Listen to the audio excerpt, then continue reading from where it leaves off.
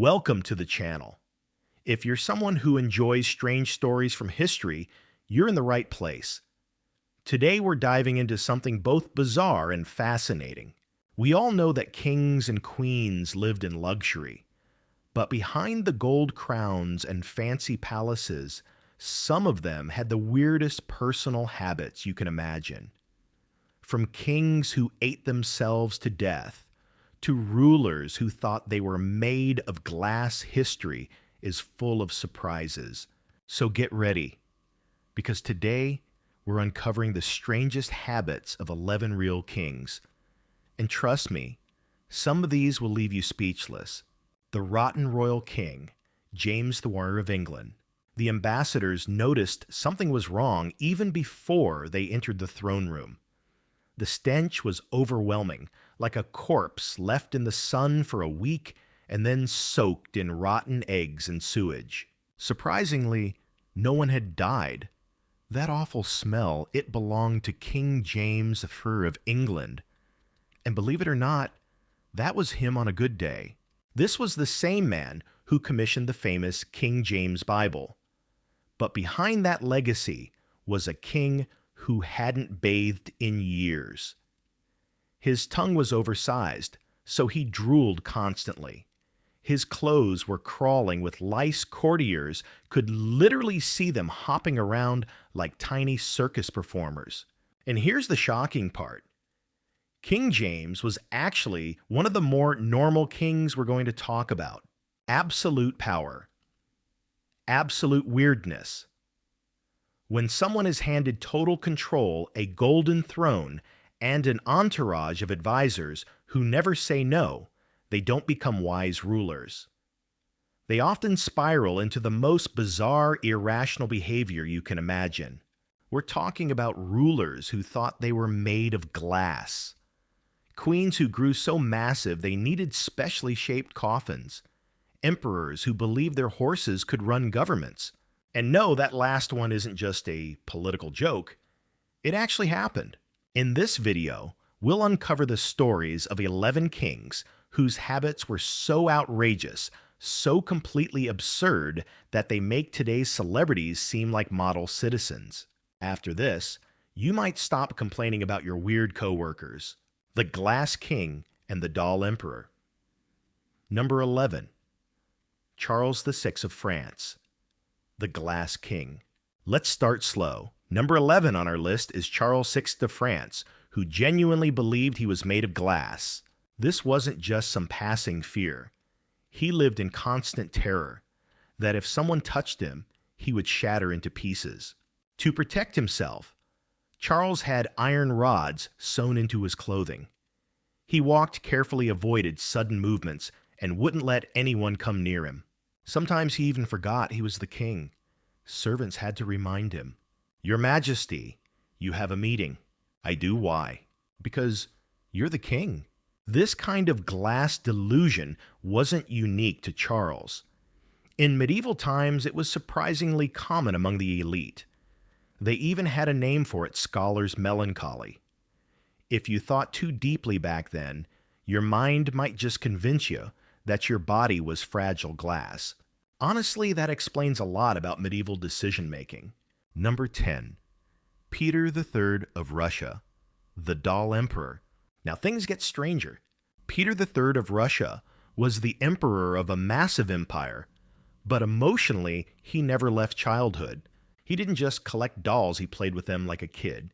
He created voices, acted out scenes, and built stories for hours. And he didn't keep this hobby private. He forced his wife, yes, the future Catherine the Great, and members of his royal court to join in. Picture this. It's 2 a.m., and one of the most powerful women in history is being told by her husband, "Make the cavalry charge," and she responds with a sleepy nay. It's no wonder many believe Catherine had him assassinated. Officially, Peter died of hemorrhoidal colic, basically a severe and sudden pain in the butt. But come on. After years of playing dollhouse dictator, his mysterious death sounds more like a convenient exit than a medical emergency. The rat trial and Prussian obsession.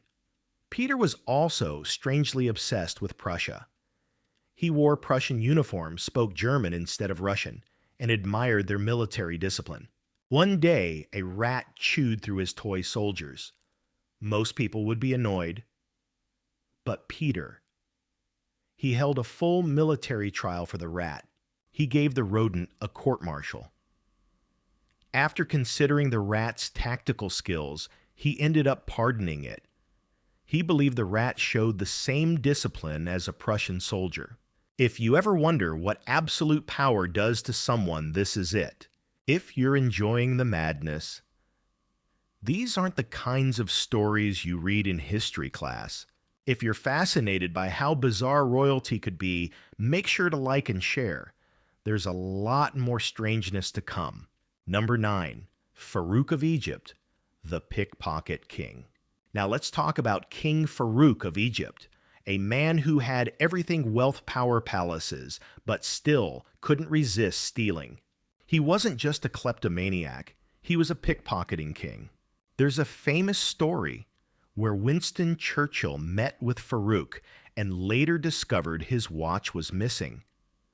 Yep, Farouk had swiped it. At state dinners, guests often left missing wallets, jewelry, even medals. Farouk had trained himself to be a skilled pickpocket and proudly referred to it as the hand of the thief. The red obsession and giant appetite. Farouk was also obsessed with the color red.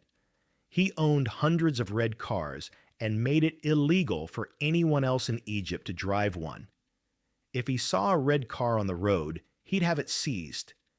He even once shot the tires of a red car just for passing his convoy. The driver, a foreign diplomat. Oops. Farouk's gluttony was legendary. He owned the world's largest collection of adult magazines, over 10,000 items, which he claimed were for educational purposes. He grew so large that chairs had to be modified for him.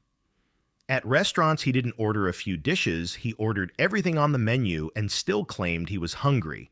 Number 8, Martin of Aragon, laughed to death. Now we move on to a king whose death sounds like a sketch comedy scene. Martin of Aragon, also known as Martin the Humane, died in 1410 after eating an entire goose. Yes, a whole goose. Trying to lift the mood, his court jester told a joke a deer was hanging from a tree because it had been stealing figs. That's the joke. No punchline, no clever twist, just a silly image. But Martin found it so hilarious, he laughed uncontrollably for 3 hours. He laughed so hard he couldn't breathe. His face turned purple. He fell off his chair and died. Imagine being the jester. Your job is to entertain the king, and you accidentally kill him with a weak joke about a fig-stealing deer. Do you put that on your resume, made His Majesty laugh to death? How do you even explain that to the next king? Coming up next, and we're only just getting started. Let's move on to number 7. Trust me, the list is about to get even stranger. Number 7. Christian VII of Denmark, the king who lost his mind. Christian VII of Denmark wasn't a cruel ruler, nor was he particularly evil. But he certainly earns his spot on this list for being, quite frankly, completely out of his mind. His daily routine was less like royal protocol and more like a non-stop parade of erratic, unstable behavior. For instance, he had a habit of excessive self-pleasure to the point where doctors had to design a special chair just to prevent him from hurting himself. That's not an exaggeration, but the bizarre behavior didn't stop there. Christian would randomly slap people, not just servants or courtiers, but even foreign diplomats. Imagine you're at a formal state dinner discussing peace treaties, and suddenly slap, wedding ceremony slap, international summit, yep slap. At night, he'd sprint through the palace halls, destroying furniture and priceless artworks like a one-man wrecking crew. During banquets, he'd literally jump over tables mid-meal as if trying out for the Royal Gymnastics team. and it only got stranger. Christian once appointed his pet dog as a government minister. Not as a joke or symbol, he expected actual political decisions to be taken seriously from the canine. Imagine being in a cabinet meeting and having to ask Minister Fluffy, "What are your thoughts on tax reform?" Woof, brilliant insight. But perhaps the most absurd habit was his fondness for leapfrog. Not with children, not in private, but with foreign ambassadors during official state visits. Imagine showing up to negotiate trade agreements, and the king wants to leapfrog over you in the throne room. Do you let him win? Is there royal protocol for this? Number 6, Caligula of Rome, the Emperor of Madness. Coming in at number 6 is a man whose name has become synonymous with insanity, Emperor Caligula of Rome. And honestly, where do we even begin? Caligula didn't just have strange habits. He elevated absurdity into an art form. Let's start with his favorite horse, Incitatus. This wasn't your average royal pet. Caligula built the horse a marble stable, provided it an ivory manger, and assigned it personal servants. The horse wore jeweled collars and was draped in royal purple cloth, a color commoners could be executed for wearing. And the horse wasn't just there for show. Caligula invited it to royal banquets, seated it at the table, and held full conversations with it about Roman politics. He even planned to appoint it as Consul Rome's version of a prime minister. Imagine being passed over for a job because a horse was deemed more qualified. Sorry, Marcus, we went with Incitatus. He showed great stability. But that was just the beginning. Caligula declared himself a living god. That wasn't uncommon among Roman emperors, but he took it a step further. He dressed up as various gods and goddesses, demanding worship under each persona. One day he might be Jupiter, the next day Venus, then maybe Neptune. Temples were built priest-appointed, and sacrifices performed all for Caligula in his many divine disguises. He even built a massive floating bridge across the Bay of Naples, nearly 3 miles long, just so he could ride across it on horseback, wearing Alexander the Great's breastplate, which he had stolen from Alexander's tomb. Why? Because a soothsayer once told him he had as much chance of becoming emperor as riding a horse across that bay. So he did both, just for spite. Number 5. Ludwig II of Bavaria, the fairy tale king. Now we arrive at number 5, where fantasy takes over reality. King Ludwig II of Bavaria, often called the Swan King or Mad King Ludwig, was completely consumed by his love for medieval legends and grand operas, especially those by composer Richard Wagner. But Ludwig didn't just enjoy fairy tales, he tried to live in one. He built multiple elaborate fantasy castles, including Neuschwanstein, the iconic structure that inspired Disney's Cinderella Castle. But he didn't build these palaces just for tourists or prestige. He built them for himself, to act out the stories he loved. Ludwig wore full medieval costumes, insisted his servants dress the same, and even constructed an artificial cave inside one of his castles, complete with colored lighting and a waterfall. He would float through it in a shell-shaped boat, dressed as a mythical swan knight. He also had a love for ornate sleigh rides, even in the summer. He had special wheeled sleighs made just so he could glide around at night dressed in Louis XIV or style robes. Ludwig was also nocturnal by choice. He reversed day and night.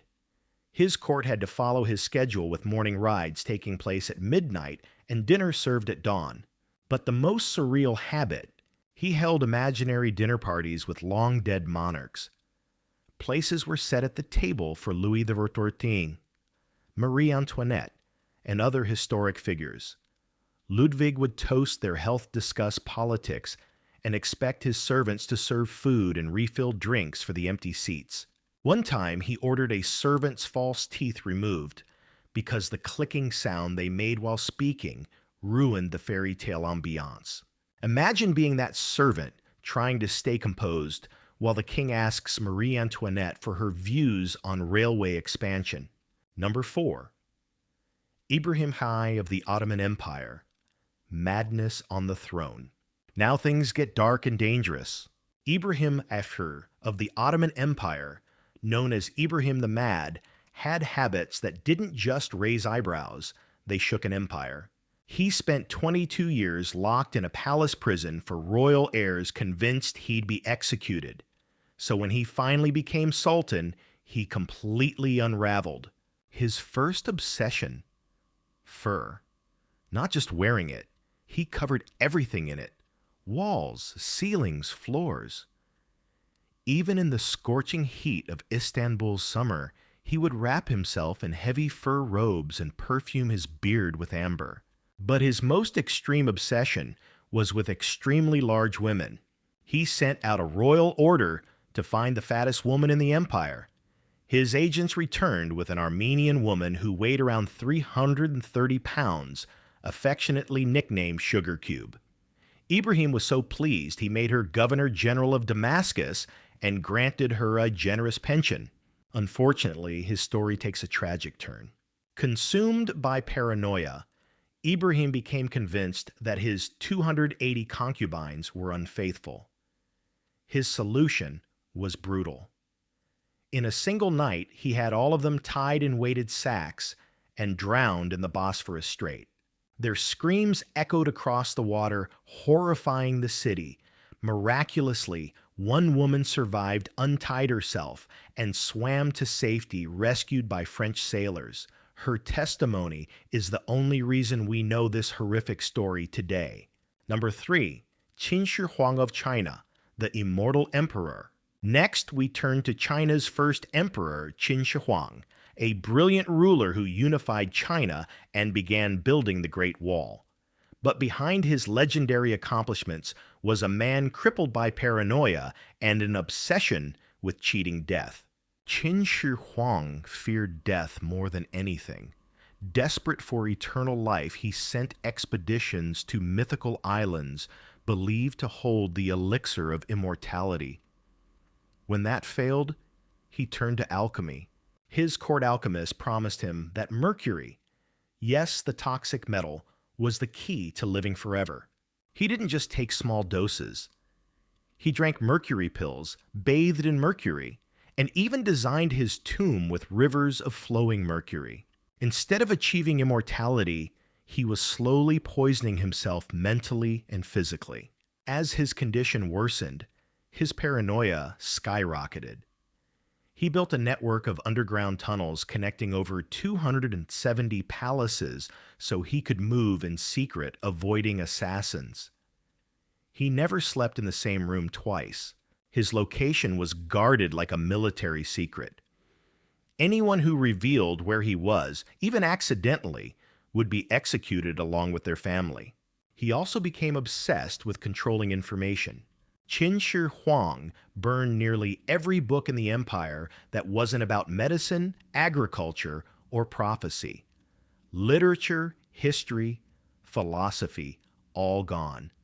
460 scholars who protested were buried alive. He wanted to erase the past and start history with himself. When he finally died at 49, no surprise for mercury poisoning. His ministers were so terrified of political chaos that they hid his death for 2 months. They carted his decomposing body around surrounded by barrels of rotting fish to mask the smell. Even in death, his fear of losing control lived on. Number 2, the king who ate himself to death, Adolf Fredrik of Sweden. Coming in at number 2 is a ruler who managed to mix foolishness and overindulgence into a tragic yet bizarre end. Adolf Fredrik, King of Sweden, didn't just love food, he loved it to the point of self-destruction. On February 12, 1771, he sat down to a feast that would become his last supper. His meal began decadently: lobster, followed by caviar, then a hefty serving of sauerkraut, smoked herring, and of course, an abundance of champagne. But he was only warming up. The main course brought in even more fish heaps of meat and piles of vegetables enough to satisfy a dozen people. For most, this would have been far beyond enough. But Adolf Frederick wasn't most people. The highlight of his dinner came with dessert, a Swedish delicacy known as semla, a sweet cream-filled bun. He didn't stop at one. Not even at two. He devoured 14 of them. 14, all after an already enormous meal.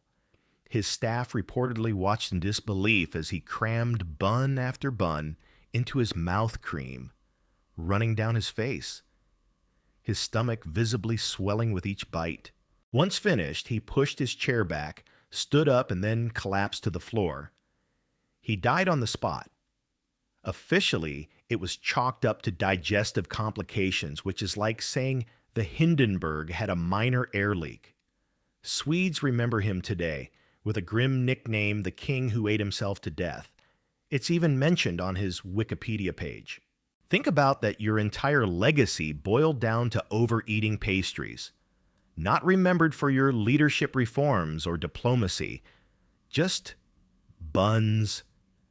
His final words, probably something like, "Totally worth it," muffled beneath layers of cream. Number 1. The rotting tyrant, King Henry VIII of England, and now taking the crown as the most outrageously unhinged royal in history, King Henry VIII of England. Yes, it may sound like a cliche pick, but what you learned in history class barely scratched the surface. Let's begin with one unforgettable detail, the smell. Henry suffered a serious injury during a jousting match in 1536. The wound never healed, turning into a permanent festering sore on his leg. It would swell shut, fill with pus, then explode open again, a constant cycle. The stench, so bad that courtiers claimed they could detect which room the king was in from 3 rooms away. His physicians drained pints of pus, daily pints, and their solution, packing the wound with ground pearls and gold flakes under the impression that luxury might somehow fight off infection. Walking became too painful, so Henry had chairs specially crafted with leg supports, and often had himself carried instead. Yet the wound was only the beginning. By the time he neared the end of his reign, Henry weighed around 400 pounds on a 6.2 frame. He required hoists to get on his horse, and palaces had to alter their architecture, widening doors, reinforcing floors, all to accommodate his enormous size. His daily meals were gluttonous, even by royal standards. Breakfast consisted of a full chicken, a slab of beef wine-soaked bread ale, and a spread of pastries. Dinner, a whopping 13 courses of meat. He ate until he vomited, then ate again. His wine intake was measured by the gallon. When it came to the bedroom, things got even worse. With both his size and infected legs making intimacy nearly impossible, he blamed his wives. Anne of Cleves, for instance, was divorced with the claim that Henry was too disgusted to consummate the marriage, when in truth it was his own physical condition that prevented it. Modern doctors suggest he likely had type 2 diabetes, which caused his urine to smell sweet-attracting insects. That, combined with poor hygiene and a refusal to bathe, believing it to be unhealthy, turned him into a walking biohazard. Quite literally. His mental state wasn't any better. After the jousting accident, many believe Henry suffered a traumatic brain injury. His moods were wildly unpredictable. He'd order executions in the morning and forget about them by lunch. 2 of his wives were beheaded. 1 died during childbirth. 1 was divorced. Another marriage annulled. 1 wife outlived him. His marriage record resembled a horror story more than a royal lineage. Despite all of this, Henry fancied himself irresistible. He chased young women at court, imagining they longed for him while they were likely holding their breath. He commissioned paintings showing him as fit and dashing a far cry from the reality of reinforced furniture and custom-built clothing. When he died in 1547, he was so large that his coffin had to be specially constructed. It was left overnight at Sion House during the journey to Windsor. There, the lead lining burst open due to the buildup of gases from his decaying body. His fluids leaked onto the floor. The next morning, dogs were found licking up the remains of the once mighty King of England. That's how it ended. The man who broke from the Catholic Church and proclaimed himself supreme ruler of England's faith, reduced to dog food. If that's not poetic justice, what is? Madness in power. A pattern that repeats. Here's the thing. These aren't just wild tales for amusement. They are cautionary accounts. When people are given absolute authority, limitless riches, and no one to answer to, history shows that madness often follows. Charles VI of France believed he was made of glass. Peter III of Russia spent his days playing with dolls. Egypt's King Farouk turned to pickpocketing. King Martin of Aragon died laughing at a bad joke. Christian VII of Denmark slapped diplomats and appointed his dog to office. Roman Emperor Caligula tried to make his horse a senator. Udwig, I dined with ghosts. Ibrahim, I executed 280 women in one night. Qin Shi Huang ingested poison, searching for immortality. Adolf Frederick overdosed on cream buns. And Henry VIII, he devolved into a monstrous, rotting, paranoid despot. The lesson is clear. Unchecked power leads to unchecked insanity. They stop bathing. They eat mercury. They drown in their delusions. Or they literally explode. So next time your boss seems a bit unhinged, just be thankful they don't make you play with toys until midnight. Try to promote a horse or think they're made of glass. These royals had everything: empires, armies, and endless wealth. And what did they do? Let themselves fall into madness, stink up their courts, die in absurd ways, and leave legacies that belong in horror comedy documentaries. Actually, considering the state of politics today, maybe Caligula's horse would have made a decent leader after all. Hope you enjoyed this story. I've got more bizarre true tales coming, all backed by historical documents. See you in the next one.